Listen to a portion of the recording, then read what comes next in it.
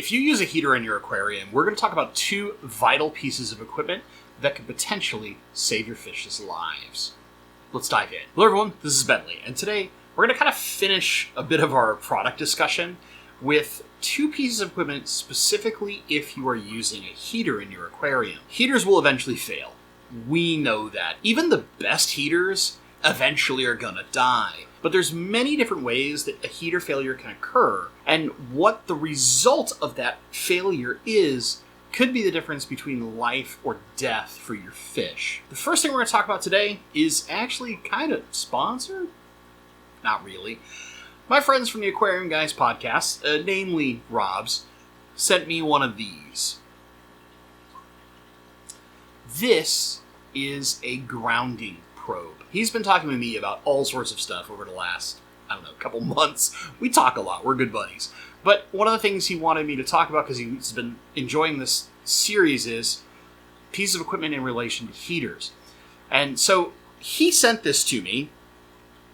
So technically, this video is sponsored by the Aquarium Guys podcast.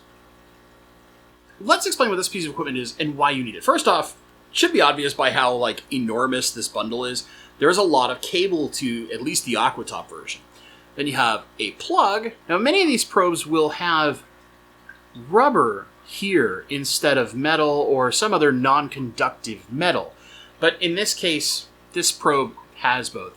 It doesn't matter, but what ends up happening is you'll typically have a titanium probe like this little guy right here that goes in your aquarium, and then this cable runs all the way to your power outlet. Sometimes when our heaters fail, it's because the casing breaks, and that exposes the electronics inside to water. What do we know about electronics and water? They don't mix. And what can often happen is the electricity that is running through the heater can then run through your entire aquarium and effectively electrocute your tank. But if you have one of these, what happens instead is that the ground makes it safe. And so the simple part is this. Instead of the electricity remaining within your aquarium, it has something it's going to ground out to. It conducts to this nice little titanium probe and out of your aquarium. I have heard horror stories, or maybe you would say success stories, it depends on your personal opinion, of people who have had former, the titanium-style heaters and similar hard-cased heaters that have been known to have some potential issues over time where basically they would blow the casing apart, and that would expose the electronics and could electrocute your fish. A friend of mine, Rob's specifically, told me a story of this where he had a grounding probe in his aquarium, and now he has them in every aquarium because of this incident. When his heater failed, nothing went wrong, and he didn't know about it until much later. And then what he did is he was doing some maintenance, and he pulled the probe out of his tank, and he started feeling this weird tingle in his arm. And that's when he looked at the heater and noticed the problem. Because the probe had been in there the whole time, he wasn't electrocuting the tank. And when he went to do some maintenance and removed it, all of a sudden, feels a tingle in his arm, and he notices the fish almost immediately start to act a little funny. Drops the probe back in right away, no problem. That heater is still running. And you're probably going to be like me, what? Get rid of it, get a new one. But because it's still running, he can, in theory, keep using it. Now, is it the safest thing? There's probably some risk. However, because of the grounding probe, the electrical problem is no longer an issue. Now, realistically speaking, are we going to go and do that? No. What we're going to do is replace that item, but if you ever do have a heater failure, this protects you from one of the two most common issues that can occur with heater failure that can lead to the death of your fish, your plants. If you're in salt water, it's going to kill your coral, everything. Anything that is alive in your tank will basically become electrified and die, but the grounding probe will protect you from that. And these things are cheap. They're like $10. They're really, really inexpensive to have a level of safety, and you can reuse them for eternity. They don't go bad. They just put the probe in your tank. If you have a sump, you can put it in your sump, whatever, plug it in, and now you have a permanent ground as a protection. Here's the second type of failure. For whatever reason, your heaters temperature controller can die. Now, one of two things happens when a temperature controller dies. It either A, shuts the entire heating unit off and it just stops functioning, or B, the more common and worst scenario, it sticks on permanently. So your heater will never stop pushing heat. And what that typically does is it takes your tank that was set to 76 or 78 or whatever, and because it's permanently and nonstop heating, your tank's going to end up at like 90, 93, 95, 96. It will get hot enough to where it, effectively speaking, cooks your fish. We talked about this before, kind of cooking the disgusting fish soup smells in your room. That's the most common heater failure, and that can be protected against using one of these. This is a temperature controller. I know I don't have one in person, but they're very, very common. You can find the Inkbird ones are the most well-known and well-used. But basically what a temperature controller is going to do for you is it has a probe similar to this guy, except it actually monitors temperature in the tank that you're going to put in your aquarium. You're going to set the temperature controller, and you can do this one of two ways, but basically what's going to happen is once the heat gets past that threshold, the temperature controller turns off power to the heater. And once the water falls under a certain threshold, it turns it back on and it will reheat. So the most common scenarios in use of a temperature controller are one of two ways.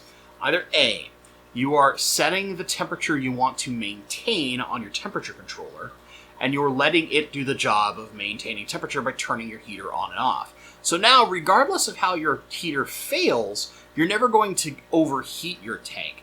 And if your tank for a certain period of time on some of the newer cool Wi-Fi and alerting ones falls under a temperature for too long, it will send alerts to your phone or your email, however you decide to set it up, to let you know there's a problem in your aquarium. Pretty freaking cool, right? And also if it keeps having to shut it off because it's getting too hot, it can do the same thing. The other way that some people will choose to use these, and I don't advise this particular use case, but it is a reason to do it. I just think that the actual temperature probes that are part of the controller are far more accurate than what's in your heater. So doing it this way is like relying on the less accurate equipment, and I just think that's less safe. But what you can do instead is set the temperature on your heater and then set a temperature a few degrees higher on the temperature controller so that the heater is controlling and doing its thing. And you might do this for a particularly accurate heater or one that doesn't like being shut on and off a lot. There's not a lot of them that do this, but there are some out there. So that what happens is if it starts pushing past that temperature threshold, now the temperature controller is going to shut it off, but otherwise it's letting the heater control the ebb and flow of its heating to make sure that your aquarium stays at the rough temperature you set it to. With these two pieces of equipment combined, the nice little probe plus a temperature controller, you basically protect yourself from any of the problems that can happen with a heater, with the exception of a heater dying completely and no longer heating your tank. In that case, you're going to get alarms from a good temperature controller, and you can go about getting a replacement as soon as possible. If you have a heater fail and turn off for a day or two, your tank is going to hold its temperature fairly well. It will slowly go down, but if it's in like a sealed room or something else, it's pretty likely to do that very, very slowly. It at least gives you some semblance of an alarm so you know what to do instead of just no alert whatsoever. So if you do have a heater that fails on you and it just shuts off and it never shuts back, kind of turns back on, whatever, you're safe. You've got a controller. Now the temperature controllers are unfortunately a little bit more expensive than these little guys. This $10 expenditure seems easy peasy, right? How could you say no? A temperature controller is typically going to run you about $30 to $40, but often they can control multiple tanks at once. So you can get there's like a 2-outlet Inkbird, which is the more kind of fancy one that has the alerts and things like that built into it. They're very easy to set. You don't have to know programming or anything crazy to do them. And they can control 2 tanks at a time, or at least 2 outlets. So if you have a very large tank where you're using multiple heaters, you can plug both heaters in and it will control both of them. Or if you had, say, a couple of 40-gallon breeders, you can control both on one controller and keep them at the same temperature. So that's a really awesome benefit. It makes sure that you're not dealing with the very rare, mind you, but inevitable risk that comes with using heaters in your aquarium. I really hope this helps. Again, thanks Robs, my buddy, for sending me this. I'll be using this actually relatively soon in one of the aquariums we're setting up, just as a fun piece just in case. Not that I really plan it. Honestly, this room doesn't need it very often, but there are 2 tanks that use heaters, namely my angelfish tank, because it runs a little hotter than a couple other tanks in the room.